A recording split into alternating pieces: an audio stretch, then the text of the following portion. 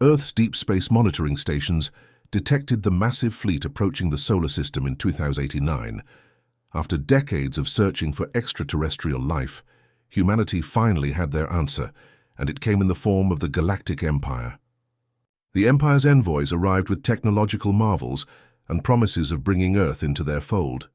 But Dr. Kim Ji-woo, head of Earth's First Contact Protocol team, noticed disturbing patterns in the Empire's expansion history data. Every system near the galactic core had gone mysteriously quiet over the past century. The morning the ships appeared in Earth's orbit started like any other for Dr. Kim.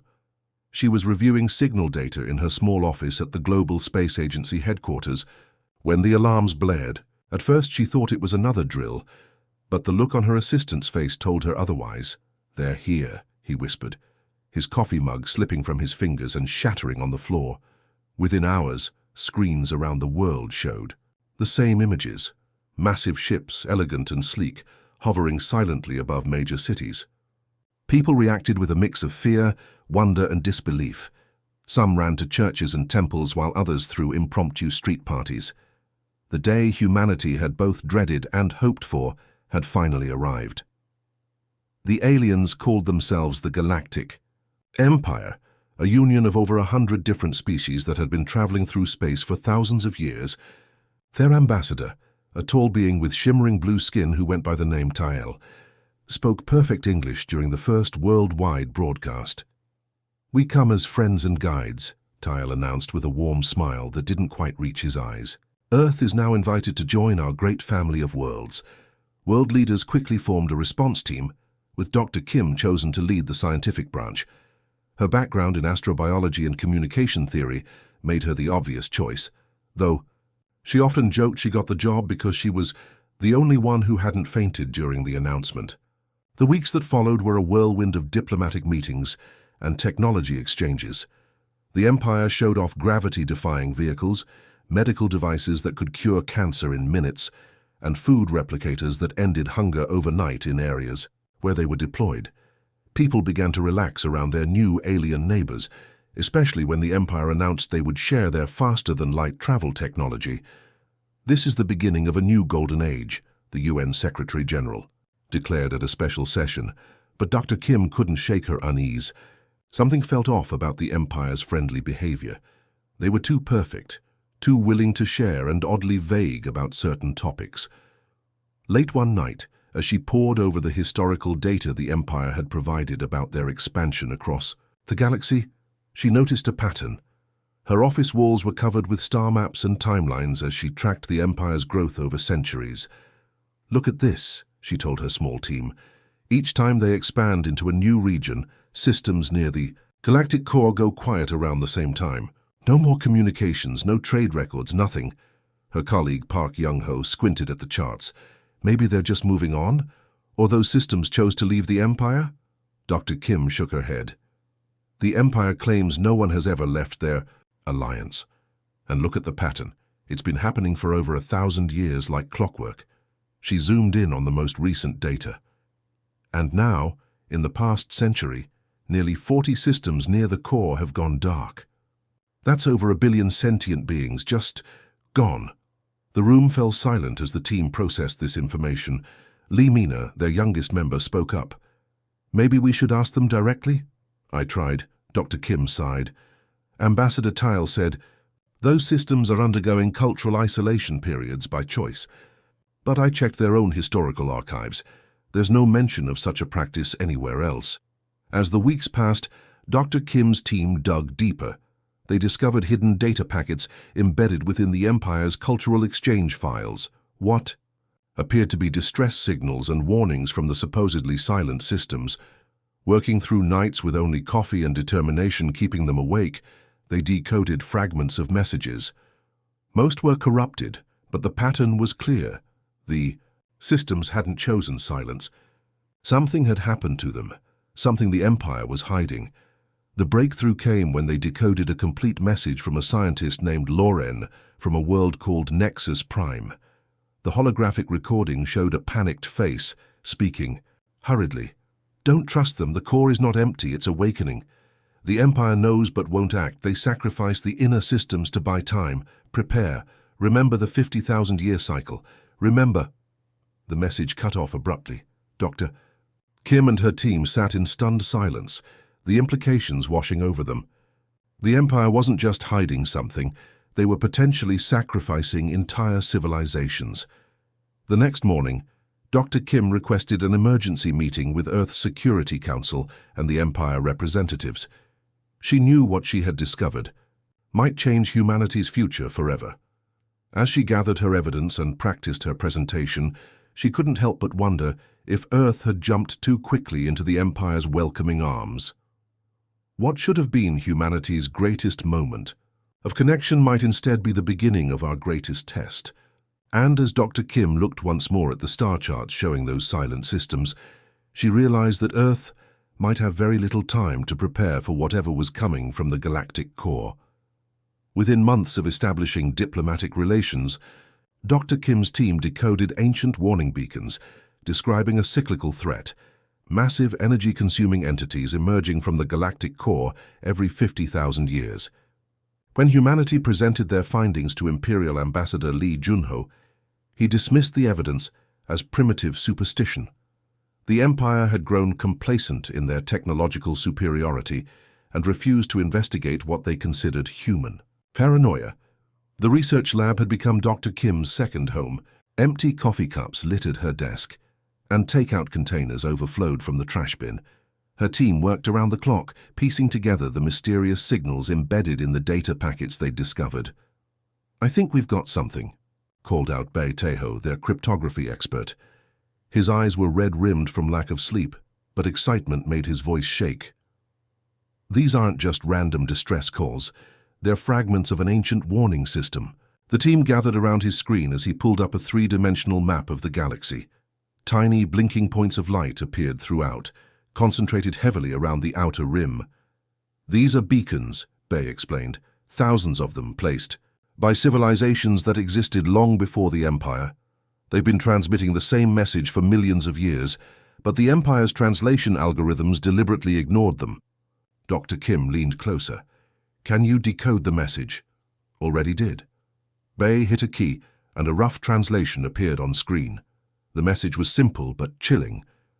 "They return from the darkness. The cycle continues. 50,000 years of silence ends with hunger. Prepare or perish." Over the next weeks, the team discovered more beacons with similar warnings. They spoke of massive entities that hibernated in the galactic core, awakening every 50,000 years to feed on energy, specifically the energy of advanced civilizations. The beacons had been placed by species long extinct, their final act a warning to future generations. "This matches perfectly with the pattern of silence we found in the Empire's records," Dr. Kim said during a late-night session. "Those systems aren't choosing isolation, they're being consumed." Han Minji, their astrophysicist, pulled up astronomical data Earth had collected before the Empire's arrival. "Look at these energy readings from the galactic core. They've been slowly increasing. For centuries, whatever's in there is waking up." The team compiled their evidence, the beacon messages, the increasing energy signatures, the suspicious pattern of silent systems, and the decoded distress calls. It painted a terrifying picture and suggested the Empire knew about the threat but had chosen to ignore it. "We need to present this to the Council," Dr. Kim decided, "and to the Empire's representatives." Getting an audience wasn't easy.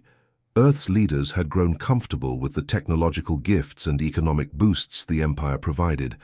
No one wanted to risk the relationship by accusing their benefactors of hiding an existential threat. Finally, after weeks of pushing, Dr. Kim's team was granted a hearing. The meeting took place in the newly constructed Galactic Embassy, a gleaming structure of impossible architecture that seemed to defy gravity. World leaders sat alongside Imperial representatives, with Ambassador Lee Junho presiding. Dr. Kim presented their findings methodically, laying out the evidence piece by piece. She showed the pattern of silent systems, played translated messages from the beacons, and displayed the rising energy readings from the core. "Based on all available data," she concluded, We believe there is an imminent threat to all civilizations in the galaxy, including Earth. These entities have a cycle, and that cycle is nearing its end. We need to prepare." The room remained silent for several long moments after she finished. Then Ambassador Lee smiled, a patronizing smile that made Dr. Kim's stomach tighten. "Dr. Kim," he said, his voice smooth as silk, "your dedication is admirable. Truly. But you're misinterpreting fragmentary data from primitive sources." He stood, activating a holographic display that showed the galaxy from the Empire's perspective, bright, orderly, and completely safe. "These beacons you found are relics from pre-scientific cultures. The warnings are nothing more than ancient myths, similar to your Earth legends about great floods or world-ending serpents. Every developing civilization creates such stories." Several Earth leaders nodded along, visibly relieved by this explanation. "As for the energy readings," Lee continued, "they're simply natural phenomena. The core has always exhibited fluctuations. Our scientists have monitored them for millennia without concern." "But what about the silent systems?" Dr. Kim pressed.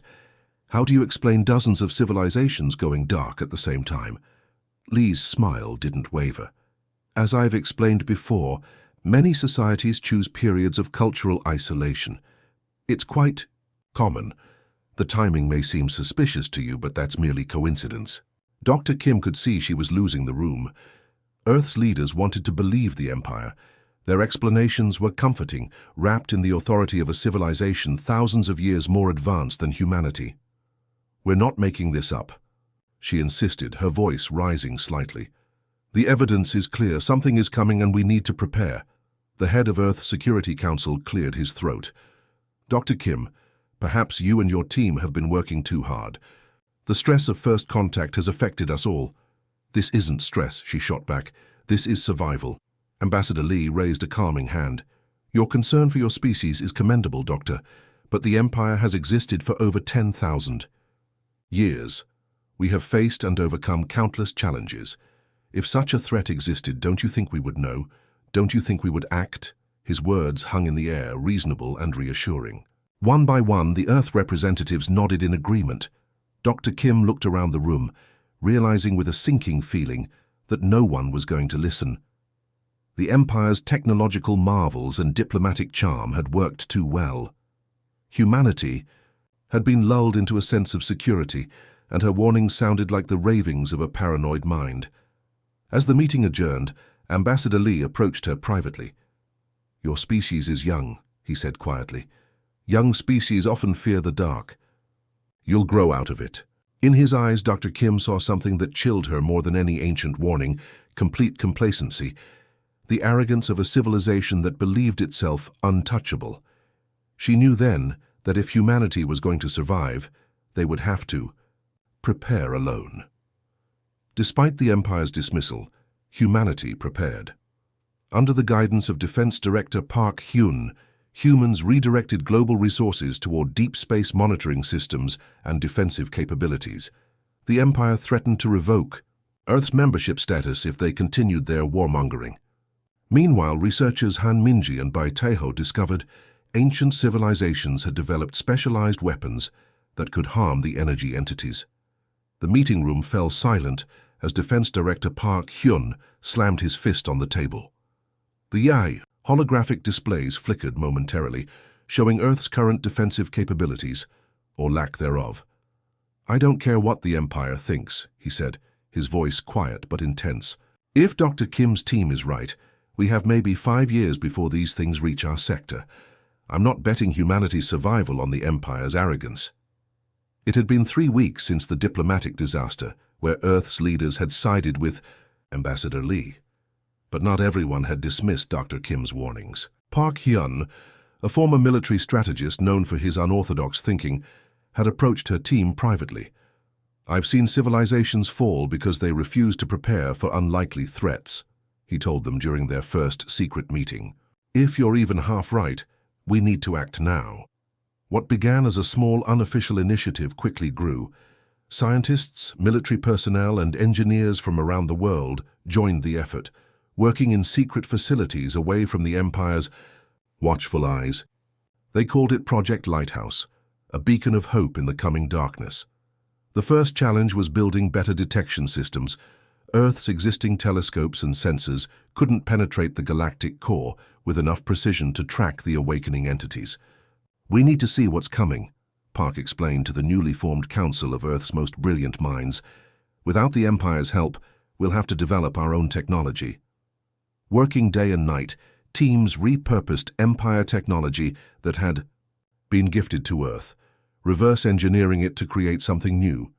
They built a network of quantum-linked observatories hidden throughout the solar system, each one capable of detecting energy patterns that the Empire's sensors deliberately ignored. 6 months into the project, the first images arrived. The room watched in horrified silence as the screens showed massive, dark shapes moving through the galactic core, leaving dead stars in their wake. "My God," someone whispered. "They're real," Park nodded grimly. "And they're waking up faster than we predicted." The detection network was just the beginning. Earth needed weapons, shields, a way to fight back against creatures that consumed entire star systems. But how does one kill something that devours suns? The answer came from an unexpected source. Han Minji and Bai Taiho had been analyzing the ancient beacon data, focusing not just on the warnings but on what came after. "Look at this," Han said one morning, her excitement breaking through her usual calm demeanor. She pulled up a series of complex diagrams embedded deep within the beacon signals. "These aren't just warnings, they're instructions." The ancient civilizations that built the beacons hadn't just warned about the threat. They had included blueprints for weapons and shields, specifically designed to harm the energy entities. The designs were incomplete, damaged by time and distance, but they provided a starting point. "They use something called resonance disruption," Bay explained to the Council. "These entities exist partially outside our dimension. They're vulnerable to certain energy frequencies that disrupt their ability to feed." The blueprints showed massive orbital platforms that could generate these specific frequencies, creating shields around planets and weapons that could potentially harm the entities. Building them would require resources and technology beyond anything humanity had ever attempted. "We'll need to redirect at least 30% of global manufacturing," Park told Earth's leaders during an emergency session, "and we'll need to do it without the Empire noticing." It wasn't an easy sell. Many nations were enjoying the economic benefits of Empire technology. Others feared retaliation if they were caught building weapons. But the evidence from the detection network was compelling. The threat was real and approaching faster than anticipated. One by one, countries joined the effort. Manufacturing plants that had been producing luxury goods with Empire technology were secretly converted to build components for the defense systems. Space agencies pooled their resources to construct the orbital platforms under the guise of communication satellites. The Empire wasn't fooled for long. 6 months into construction, Ambassador Lee requested an emergency meeting with Earth's Security Council. "We've detected unusual activity in your orbital manufacturing facilities," he said, his typically smooth voice edged with irritation. "You appear to be building weapons systems. This violates our technology sharing agreements." Park, who had been appointed to the Council, met the ambassador's gaze steadily. "We're improving our planetary defense systems. It's standard procedure for any developing world." "These aren't standard defenses," Lee countered. "You're building something specific, something designed to counter threats that don't exist." The tension in the room was palpable. Everyone knew what was at stake. "Ambassador," Park said calmly, "we respect the Empire's guidance, but Earth must maintain its autonomy in matters of security." Lee's eyes narrowed. "This paranoia is unbecoming of a species ready to join galactic society. If Earth continues this warmongering, we may need to reconsider your provisional membership status." The threat hung in the air. Losing Empire membership would mean losing access to their technology, their trade routes, their protection. For many on the Council, it was too high a price. But Park didn't back down. "We understand the consequences, Ambassador. Our decision stands." After Lee left, the Council erupted in argument. Some wanted to abandon the defense project immediately. Others supported Park's position. The debate raged for hours until Dr. Kim was called to present her latest findings.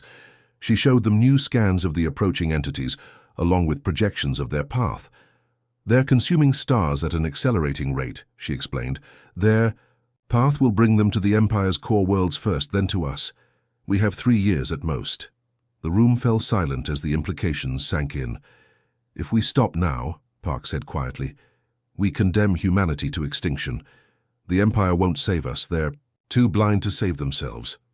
In the end, the vote was narrow, but Project Lighthouse continued. Earth would prepare even if it meant standing alone. As Han and Bay worked to complete the resonance weapons, as detection networks expanded, and as the first orbital platforms took shape, humanity faced its greatest challenge, preparing for a threat that most of the galaxy refused to acknowledge. And in the darkness of the galactic core, the ancient hunters continued their awakening, drawn inexorably toward the bright lights of civilization. Just as predicted, massive energy anomalies erupted from the galactic core, consuming star systems.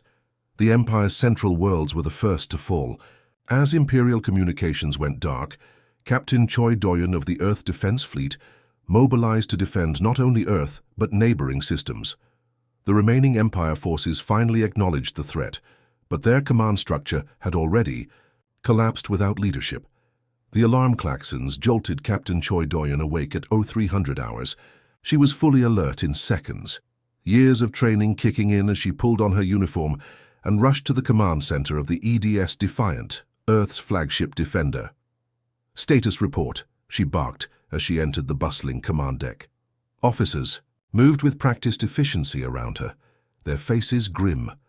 "Multiple anomalies detected emerging from the galactic core, Captain," her first officer reported, pulling up the sensor data on the main screen. "They match the energy signatures from Dr. Kim's projections." The screen showed what looked like massive dark clouds moving through space, leaving only cold, dead stars in their wake. These weren't ships or weapons. They were entities of pure energy, ancient and hungry. "They're heading straight for the Empire's central systems," the sensor officer added. "Estimated time to impact, 6 hours. Choi's mind raced. For 3 years, Earth had prepared for this moment, building defenses and weapons based on the ancient designs. But they weren't ready. The resonance platforms were only at 70% capacity, and the fleet was still in training. "Send an emergency warning to the Empire's Central Command," she ordered, "and alert Defense Director Park. It's happening sooner than we expected." The Empire's response was predictably dismissive. "Earth vessels are advised to maintain position. The anomalies are under observation by Imperial scientists. There is no cause for alarm."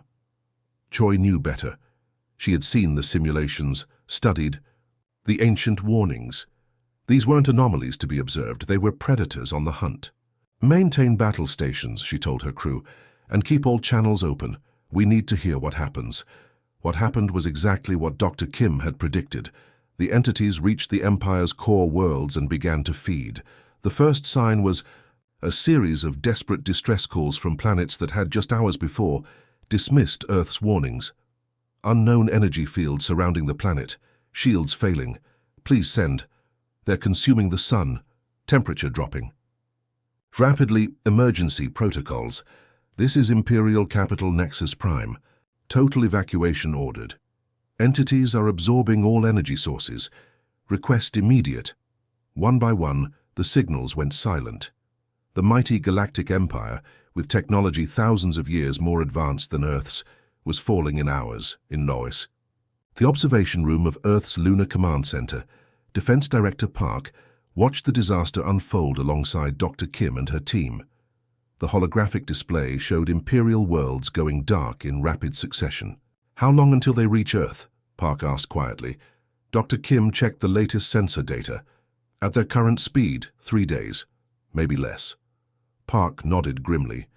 "Then we have 3 days to finish what we started." "Captain Choi," he said into his communicator, "initiate Lighthouse Protocol. All ships to defensive positions." Across the solar system, humanity's preparations accelerated to their final phase. The orbital resonance platforms powered up to full capacity, creating a web of energy fields designed to repel the entities. The fleet, a mixture of retrofitted civilian vessels and purpose-built warships, moved into formation. On the Defiant, Captain Choi addressed her crew. 3 years ago, We warned the Empire about this threat. They didn't listen. Now they're paying the price. But we won't make the same mistake. Earth is ready to fight. Her words were interrupted by an incoming transmission, not from Earth, but from an Imperial vessel. This is Commander Gan of the Imperial cruiser Everlasting. Our central worlds have fallen. The High Council is gone. We request coordination with Earth forces. Choi exchanged a surprised look with her communications officer before responding. Commander Gan, we're preparing defenses based on ancient resonance technology. If you want to help, we could use your ship's power systems. There was a pause before Gan replied, his voice heavy with what might have been shame. We should have. Listen to your warnings. The Empire, we grew too comfortable, too certain of our superiority. Now most of our fleet is gone. Over the next hours, Imperial ships from the outer territories limped into the solar system. Not the mighty armada that had once impressed Earth, but a ragtag collection of survivors. Their command structure had collapsed with the fall of their central worlds. They looked to Earth, the primitive planet they had once patronized, for leadership. Captain Choi found herself coordinating not just Earth's defense, but a multinational, multi-species last stand against the approaching threat. Ships that hadn't been designed to work together were hastily integrated into Earth's defense strategy. Position your vessels here and here, she instructed the Imperial captains, highlighting sections of space around Jupiter and Saturn. Your energy shields can amplify our resonance fields. We'll create a layered defense all the way back to Earth. The Imperial officers, used to rigid hierarchies and centuries of tradition, struggled with Earth's more flexible command structure. But they adapted quickly. Survival was a powerful motivator. As the entities approached the outer planets, humanity watched and waited. Sensor data poured in, showing the destruction of system after system. These weren't mindless forces of nature. They moved with purpose, with hunger, targeting the most energy-rich worlds first. On the final night before the entities were expected to reach Jupiter, Captain Choi couldn't sleep. She stood in the observation deck of the Defiant, watching the distant stars. "Beautiful, isn't it?" came a voice behind her. She turned to see Commander Gan, the Imperial officer who had been working closely with her team. "Yes," she agreed. "Worth fighting for." Gan nodded slowly. "My people have traveled the stars for thousands of years. We thought we had seen everything, knew everything. We were wrong." "It's never too late to learn," Choi said. "Perhaps," Gan replied, "if we survive tomorrow." The alert came just before dawn, Earth time. The entities had arrived at the outer defense perimeter near Jupiter. They moved like living shadows against the stars, massive and ancient. All ships. "Battle positions," Captain Choi ordered, her voice steady despite the fear gripping her chest. "Activate resonance fields on my mark."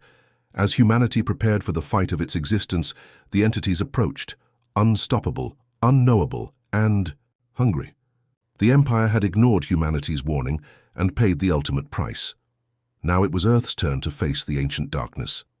In the decisive battle of Proxima Centauri, Earth's hastily assembled fleet, alongside ships from the Empire's outer territories, who had heeded humanity's warnings, engaged the cosmic entities. Using tactics developed specifically for this threat, human commanders coordinated a multi-system defense that successfully repelled the initial wave. In the aftermath, the surviving Imperial species looked to Earth for leadership. The primitives they had dismissed had become their salvation. A new Galactic Council formed, with humanity taking a central role in the restructured alliance. The history archives would forever record how the Empire's hubris led to near extinction, and how the youngest species in the galaxy saved civilization because they had done what the Empire would not. Listen to the warnings of the past. The bridge of the EDS Defiant shuddered as another energy wave struck the shields. Captain Choi gripped her command chair, watching as the tactical display showed the positions of her fleet scattered throughout the Proxima Centauri system. "Resonance field at 63% and holding," her operations officer called out. "The entities are trying to adapt to the frequency." Choi nodded grimly. The battle had been raging for 16 hours straight. What had begun as a desperate defense of the solar system had turned into something else entirely. a counterattack at Proxima Centauri, the nearest star system to Earth and the last stand before the entities would reach populated worlds. 3. Days earlier, something unexpected had happened during the battle at Jupiter. The resonance fields designed by Han Minji and Bai Taiho hadn't just repelled the entities, they had hurt them. For the first time in recorded history, the ancient predators had retreated, pulling back to regroup. It was Defense Director Park who had made the bold decision, "Don't wait for them to come back stronger. We take the fight to them," he had announced. During the Emergency War Council, "We've seen they can be hurt, now we need to push them back to the core." The plan was audacious. Using the combined might of Earth's fleet and the remaining Imperial ships, they would establish a defensive line at Proxima Centauri. Then, using the largest resonance generators ever built, they would attempt to drive the entities back toward the galactic core. No one had expected the entities to show signs of intelligence, of tactics. But as the combined fleet arrived at Proxima Centauri, they discovered the entities had set a trap. Dozens of the shadowy forms converged on the fleet from multiple vectors, attempting to surround and isolate the ships. "They learn," Commander Gan had observed with a mix of fear and respect. "They adapt." But so did humanity. Captain Choi ordered the fleet to adopt a fluid formation strategy borrowed from ancient naval warfare, never staying still, never becoming predictable. It was chaos, but organized chaos, with ships darting between the massive entities, activating their resonance fields at precisely coordinated moments. Now, as the battle entered its 17th hour, Choi could see signs of victory. The entities were pulling back, their dark forms diminishing as the resonance fields disrupted their energy patterns. "We've got them on the run," her tactical officer reported with cautious optimism. "Sensors show they're retreating towards Sector 7. Choi allowed herself a small smile. "All ships advance and maintain resonance field integrity. Don't let them regroup." The combined fleet moved forward in perfect coordination. Imperial ships that had once looked down on humanity now followed Earth vessels without question. The rigid hierarchy that had defined the Empire for millennia had been replaced by something more flexible, more adaptive, more human. As the entities retreated further, Choi received a priority communication from Earth. Dr. Kim's face appeared, on the screen, tired but excited. "Captain, we've analyzed the new sensor data. These entities, they're not just retreating. They're communicating with each other. They're afraid." The revelation sent a ripple of hope through the fleet. If these ancient predators could feel fear, they could be defeated. The final push came 20 hours into the battle. The combined fleet herded the weakened entities toward a massive resonance field generator that had been positioned at the edge of the system. As the dark forms approached, the generator activated, creating a pulse of energy that tore through the entities like lightning through storm clouds. For a moment, space itself seemed to warp and twist. Then, in a flash of impossible light, the entities vanished. Not destroyed, but driven back toward the core, their feeding cycle disrupted. The silence that followed was profound. After days of constant battle alerts and weapons fire, the sudden quiet felt almost unnatural. "Did we win?" someone on the bridge asked hesitantly. Captain Choi studied the sensor readings carefully before answering. "We've won the battle, but the war is just beginning." She was right. In the days that followed, as the fleet returned to Earth for repairs and resupply, reports came in from across the galaxy. The entities had been driven back but not defeated. They would return, perhaps not for years or decades, but they would come again. The Empire, or what remained of it, was in shambles. With their central worlds consumed and their leadership structure collapsed, the surviving Imperial species found themselves adrift, looking for guidance. It came in the form of an invitation from Earth. Defense Director Park, acting with the authority of Earth's united governments, called for a new galactic council, one based not on age or technological advancement, but on cooperation and shared knowledge. The first meeting was held in the newly constructed Hall of Unity in Geneva. Representatives from 76 surviving Imperial worlds sat alongside human delegates. The contrast was striking, beings of all shapes and forms, some with technology thousands of years beyond Earth's, all looking to humanity for leadership. Director, Park opened the session with characteristic directness. We face an enemy that has culled advanced civilizations for millions of years. No single species can defeat it alone. The old empire failed because it grew complacent, because it refused to listen to warnings that didn't match its worldview. We cannot make the same mistake. Commander Gan, now representing the largest faction of surviving imperial worlds, was the first to speak in response. For 10,000 years, the Empire spread across the stars, believing ourselves to be the pinnacle of evolution. We looked down on younger species like humanity, as primitives to be guided and controlled. He paused, looking around the hall before continuing. We were wrong. When the ancient threat returned, it was not our advanced technology that saved us. It was Earth's willingness to question, to prepare to adapt. The youngest has become the teacher. The new Galactic Council took shape over the following months. Unlike the rigid hierarchy of the Empire, it was built on principles of shared defense and knowledge exchange. Earth contributed its resonance technology and adaptive tactics. The Imperial worlds shared their advanced propulsion and energy systems. Together, they began to build a network of early warning systems and defensive platforms throughout the galaxy. They recovered and decoded more of the ancient beacons, learning about the entity's patterns and weaknesses. For the first time in galactic history, diverse species worked together as equals against a common threat.